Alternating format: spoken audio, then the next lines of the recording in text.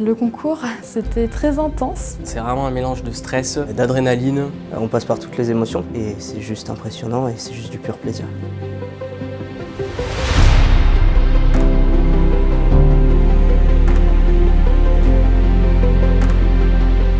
Aujourd'hui, on est à Lille, dans les Hauts-de-France, lieu symbolique pour le sucre, puisque région terre de la betterave. Ça donne un goût particulier, ça fait peut-être un concours plus sucré.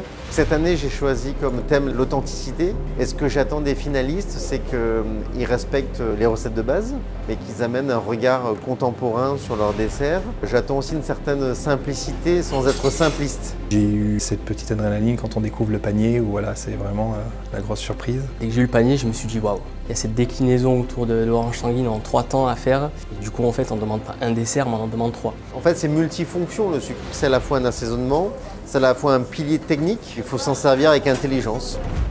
Mon dessert sélection se nomme Voyage. Cette idée m'est venue il y a plus de 10 ans quand j'ai fait un voyage à Réunion avec ma famille. Ça a été énormément d'entraînement, énormément d'investissement personnel. Je suis très contente de ce que j'ai pu réaliser. J'avais envie de représenter la fleur d'oranger avec les pétales comme une éclosion, comme une naissance. Je me suis mis dans ma bulle, j'ai appliqué tous les conseils qu'on m'a donnés. Et je me suis éclatée parce que c'est la première chose qu'on m'a demandé de faire, c'est venir et m'éclater.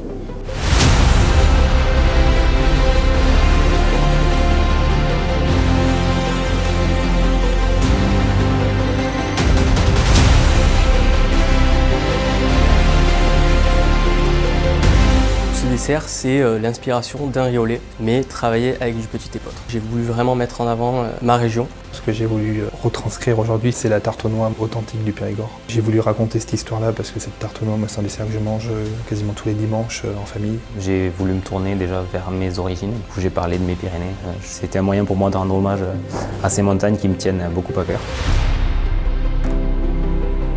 Aussi bien sur le panier, il y a eu des belles réactions.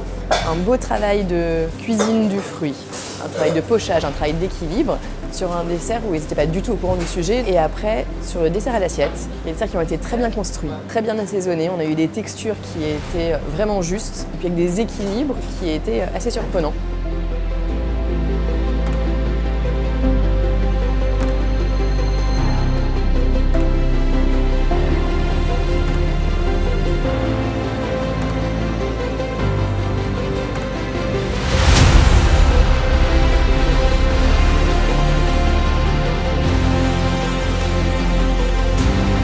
Ça récompense toutes les heures que j'ai faites, tout l'engagement.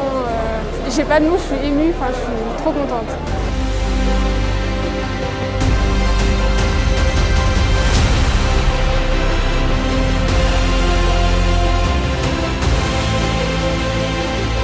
Je remercie tous les producteurs qui m'ont donné leurs produits des Pyrénées qui sont juste exceptionnels. Lorraine Fernandez pour les assiettes, tous mes chefs pâtissiers que j'ai pu avoir, Guillaume Villalonga, Frédéric Nibaud, ensuite Florian Grade et maintenant Eric Verboed.